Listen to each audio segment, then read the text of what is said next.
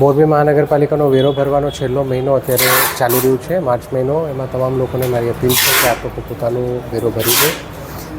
અત્યાર સુધીમાં 130 જેટલી મિલકતો વિરુદ્ધ મોરબી મહાનગરપાલિકાએ કાર્યવાહી કરી છે, જેમાં સીલિંગની કાર્યવાહી પણ સામેલ છે. આજે અમારી ટીમ દ્વારા 19 જેટલા લોકેશન જ્યાં વધુ વેરો બાકી છે એનું ચયન કરવામાં આવ્યું છે અને ત્યાં અમારી ટીમ દ્વારા કાર્યવાહી કરવામાં આવે છે. જે લોકો સ્થળ ઉપર વેરો ભરી દેતા હોય છે એમના પાસેથી વસૂલાત કરીએ છીએ અને અમે પ્રોપર્ટીને સીલ કરીએ છીએ.